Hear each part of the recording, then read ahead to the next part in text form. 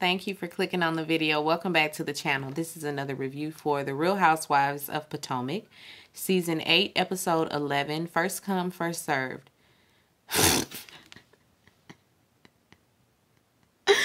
I'm laughing because, why is that the title? Because Karen absolutely tried it with her whole invitation. We'll get to it. But I know that that's in reference to that whole situation. First come, first serve. Anyway, that was funny. Wendy, she and Eddie wake up their son at the crack of dawn. It's his birthday. He's turning 10. I said this already over there on the Married to Medicine review. My son will be 10 this year, and I am a little, I'm a little whimpery about it because 10, he gonna have a deep voice before I know it. Oh my God. 10? He already be around here acting like a teenager. When he on the phone with his friend, like really. On the phone with the friends. Bro, all that bro. I be like, ugh. I see. Well, my parents probably was rolling their eyes too, overhearing my conversations. Over on my conversations like, that's tight. Anyway, Giselle and Ashley, they playing in our face. Giselle and Ashley of all people. Doing what? Clothes. Be for real. Be fucking for real. Both of you. Mainly Giselle. Because, girl, I know you damn lying. I don't want it. Don't nobody want it. But they have an athleisure line that they are about to launch. They sitting up looking at samples. It's giving we about to do something wholesale and slap our name on it. Temu tees. Shein tees. Get your money then, I guess. Get money, bitch. Anyway, Karen, she at the house with her aunt and cousin. Her aunt finally let her buy the land. She done finally, let it go. She wants to renovate the house. Auntie like, don't do nothing. I don't want no freaky mess, no nothing crazy. And Karen says, I ain't gonna do nothing crazy, but I might do me a little weed farm. I get you high, girl. You'll forget all that stuff you talking. And then she and her cousin get up and slap 5. I know that's right, Karen. This episode made me it solidified why I love Karen and Wendy. Cause when you are somebody partaking, you so peaceful. It's just that's why Wendy was saying she was zen when she was smoking blunts before sitting up around these folks. And you might need to listen, cause I know it's stressful being on reality TV. Anyway, Karen says she gonna do her little weed farm. So sorry, Auntie. Mia and Robin, they go and go to the salt place, to the salt spa, and they laying in the lawn chairs in the sand. I guess the salt, whatever is in the mist is it's a holistic type of treatment, clearing out toxins and that sort of thing. I'm sure it's beneficial. I've never been. But while they in there, Mia, she shares that Karen and invited them to Surrey County, but she didn't really invite them. She just told them that she was going to invite a few of them. She was going to put their names in a fishbowl and she was going to pick like that. Robin shares a story talking about one time she was with Karen and she saw that Karen had a screenshot of her family. And it just proves that she's obsessed. Robin, girl, please. You wish. Mia, she changed the subject, to her going and getting a divorce attorney about a year ago. And Robin is like, oh my God, no. I love you two together. Girl, you don't care. Trying to act like you care. Because you going to get in your confessional and say, I guess when Mia the stripper got with Gordon, maybe she really thought that it would be forever. She's shady. Anyway, Mia, she asked Robin, are you guys in therapy? Because you need to be. Robin like, no, we're not really in therapy. No, our issues aren't with each other. Then who are they with? Oh, they're with us. Oh, okay. Okay, girl. Wendy and Eddie, they go on a lunch date. Wendy looks the fuck good, per usual. She say, you know, it's stressful doing this show. She should have known that. Wendy be ready for the finished product right away. she say, just give me the mic. But no, girl, there's preparation for a show. It can't just be give me the mic unless you got all the people prepping for it, and which you don't. You got 2 helpers, you know. You need more people if you want to roll like that. If you want to be Wendy Williams just coming and sitting down in your chair. She got a whole production company team working. Not two of the homies. It ain't nothing like that. So you got to put in the work first before we can get to just give me the mic. Anyway, Eddie, he's also launching a business. Happy Eddie. Go ahead, Eddie. You better capitalize off that bullshit. you better do it. And he's getting into the cannabis business. Again, I love to see it. I love to see it. He say they partake, they indulge, they absolutely do. Same. Wendy's mother, they was like, what your mama say, Wendy? They expected her to be like, oh, you're selling drugs. You are a drug dealer. You are a drug dealer selling drugs. No, that ain't what she said. She said, past that. Let me know how it goes. I can't wait. How much money you say is in that? She was here for it. They talk sex life, you know. She like, you be coming to the bed at 2 a.m. Listen, I know all about it. My husband now has a business, and he be in his office till about 2 a.m. sometimes. Just in there working, researching, doing all of the things. And so, yeah, your sex life gonna suffer. It's not gonna be as frequent. And so they like, we got to get it back frequent. And he say, if I got to drop one of these jobs, I'm going to drop one of these jobs. I got to get to bed while you still awake. That's the key. Otherwise, I'm going to sleep. And you can catch me in the morning or in the middle of the night. But let me get to at least 5 a.m. Then you can wake me up. Karen and Ray, they also go on a date. It's happy hour. She say, don't you order off the happy hour menu. Like, we don't want people thinking you're frugal. I said, damn, you can't get nothing off the happy hour menu. I know it's cheaper, but daggone. Anyway, she talks about her health. You know, she acts like it was a health scare, but I guess to her, hearing that, she got to get right. She don't want no build up, and I understand. She wants a trainer with a ponytail. So, do you want a white boy or Latina or Asian? You know, it'd be fine Asian boys with them ponytails. Most of them be fine. So maybe that's what she's talking about. I mean, black boys can do the ponytails too. But she says she want a youngin, basically.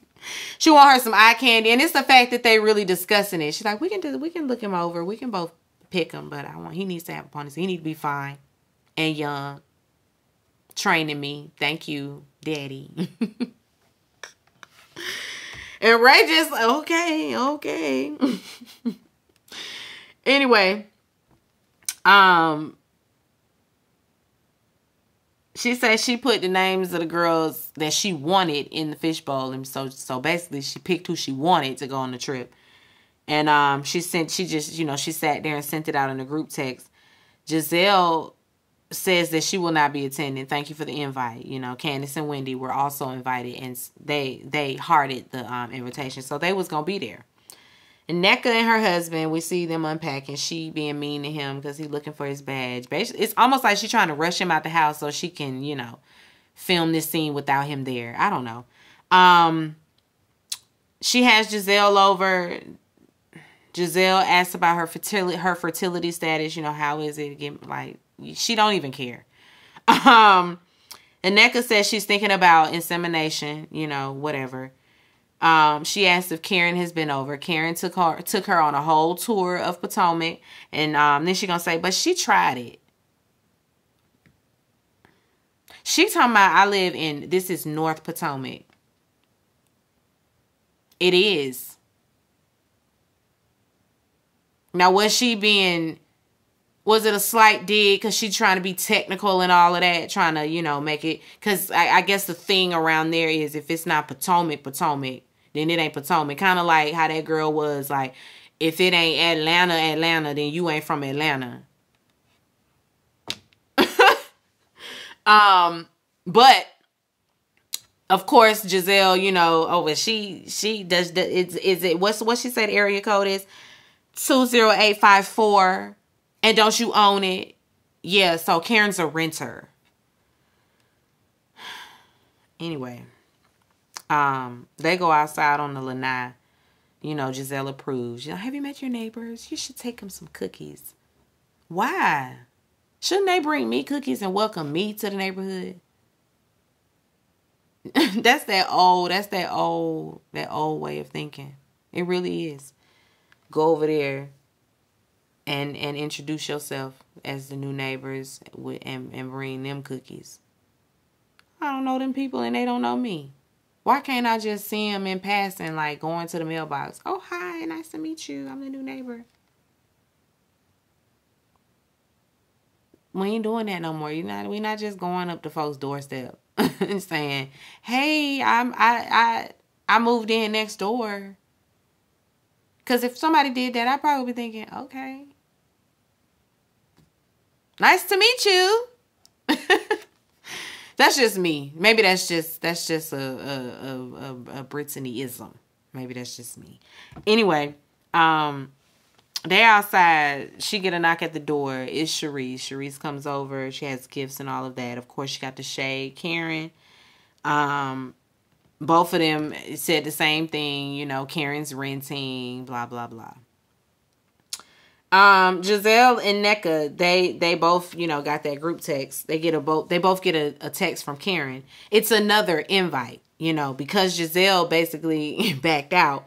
She gonna go ahead and extend the invitation to everybody. She said that she was able to extend her, what'd she say? She was able to do something with her insurance, child. I don't know. She increased the liability on her insurance. So now everybody can go. Nneka wants to know why she was left off in the first place. Robin will not be attending. It was too last minute. Mia, of course, I'm not doing it because why I ain't get the original invite. We're not doing that. You done invited me the day before. She would, have a good day. And we saw the text exchange between them, you know, because Mia was a little bit annoyed by that. And she let it be known. And Karen told her she need to get over it. The day of the trip, Wendy, Ashley, Candace, and Nneka, they show up. So Nneka, she fine with being invited last minute because she's thirsty. She says she's gonna work on her relationship with Karen, so that's why she's showing up. She gonna give her some grace, as you know, as she's newly a senior citizen. Maybe there's been some personality changes. So now you done called the woman old and senile. All right, girl. You know that don't go over with the masses. It just doesn't. Anyway, Karen talks to the other girls in the car, you know, about the other ladies not coming. You know, she said, I'm shocked Giselle didn't come. Candace's like, you were. And Mia, I don't know what her problem was. You know, she can't do a last minute RSVP. She say, congratulations to you and yours. But she will not be there. And Nneka she says, I kind of share that same sentiment. You know, like, it's only when Giselle declined your invitation that you decided to, you know, open it up to the group. And Karen says, you know what, you're right. I'll take that L. She don't even fight her on it.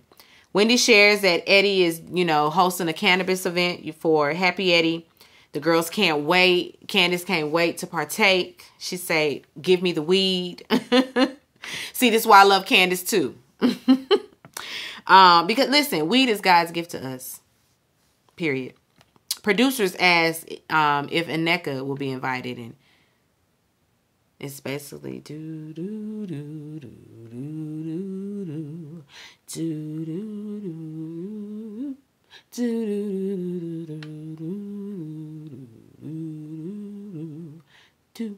do do do do do boom boom. Nope. No. Anyway, Aneka, she ends up inviting everybody to her home for an unpacking party. You got me fucked up. Don't invite me to no unpacking party, no painting party, no packing party. It's not a party. None of this is fun. It's not a group activity. It's not girl time. It's work. And I want to be compensated with some coin or a nice meal. Care about no girl time, no drinks. Talking about coming in your lingerie. We packing in lingerie. Anyway. And I mean, it's just a blanket invitation. Wendy really didn't have to say anything, but all of them are like, she just invited you, Wendy. And Wendy's like, okay. That's cool. We done skipped some steps. She done skipped some steps.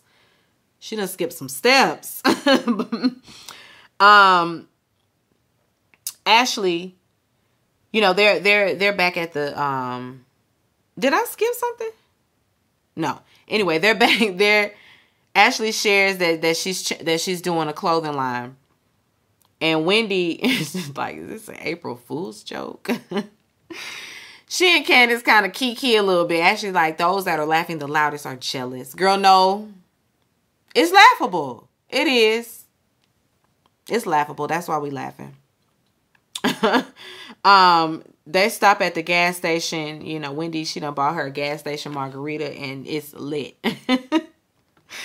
They finally get to the place. The family's there waiting. They, give them a nice little tour, sharing family photos. This is a nice, sweet, wholesome moment. And she owns the land that her family was slaves on. And that is just monumental. I love to see it. I love that for her family. I really do.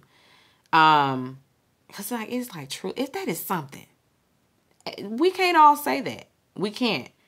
But they can. Karen can. I love it. They change clothes. They're going to go outside and go out here in these fields. They're going to go outside and rake. They got to clean up some debris around a tree that's going to get cut down. Watch out for snakes, all that. They playing jokes out there, doing pranks, making folks scared, running, screaming, and carrying on, all of that. They run to Auntie's house across the way, across the field to go have lunch. When they get there, Ashley thinks, if she and Candace can work things out, then Wendy and NECA, y'all should be able to do that. And Wendy's just like, I'm here to support Karen. Like, we don't even have to do all this. I'm here to support Karen. Like, and this is a sisterhood. And I feel like if you're going to come into this group, then you should be on that energy. And she feels like she is not very sisterly. Like, you done called me a bitch. You done called my mama a witch. Your husband running up on my man. No. And NECA, she ain't accountable for none of it, honestly. She's just like, I never said anything about your sister. Girl, but you did a lot more. And y'all should have had a one-on-one conversation before you just throw out some blanket invitation that she's just supposed to hop on. Because you ready to move on. This how you moving on. No, we going to have to talk first. We got to get to an understanding. Don't try me like that no more. So, yeah, you skipped some steps, sis. You did. You absolutely did. Wendy say, because she's like, you cussed at me. We played it back. You cussed first. Then Wendy cussed. Then you called her a bitch. That's how that went. Wendy says that her existence is inconsequential to her happiness and so. Steps have been skipped, and so that's that. Keep your invitation. Thank you very much. Until next time, that is where we wrap up that episode. I am in complete agreement with Wendy. I don't think she's dragging it either. I don't think it's dragging it. I think it's just it was never resolved. And so yeah, y'all might say she dragging it, but they never resolved anything. So what was there to drag? It would be dragging it if they had a conversation and Wendy was still on some girl. That would be dragging it, but she skipped some steps. Anyway, be sure to rate, comment, and subscribe to the channel. It's Call Me Busby, and I'll chat with you later. Peace and light.